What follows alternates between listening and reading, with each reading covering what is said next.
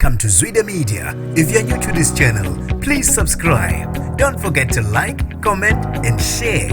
Here's a new video for today. Enjoy. Ugcine ekhalelwa ngamasongo kaSigonyelo wesilisa wasenkandla kubeka ukuthi ubesekhathazile ngokudlenga ingane zesikole. Nginibingelele ngiphinde nginamukele ezindabeni zezwide emetika malam ngusibonga konke wakandwande Mothanda ungangibeza intatheli eka YouTube. Kubikwa ukuthi ukhalelwe ngamasongo kaSigonyelo osukwini la izolo wesilisa ongadalulanga igama nesibongo wasenkandla obesekhathazile ngokudlengula ingane zesikole bizimali.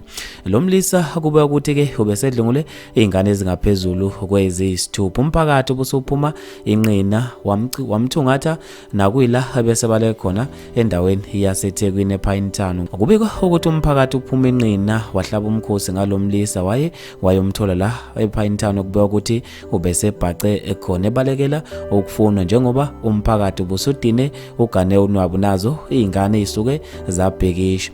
Kubikwa ukuthi kube esekhalelwa amasongo okaSigonyelo emva ngokubanjwa amalungu omphakathi ngakho ukukhathaza kwakhe ngokudlengula izingane ezahlukahlukene ephindelela. Abantu babe nokuphawula kwahlukahlukene khona esigundleni zokuxhumana ngalo loludaba. Imbongi yeqiniso Ngcobo uthe kushuthi enkandla isibhaxu asaziwa kashayiwe nje lo muntu ogila imkhuba kangaka.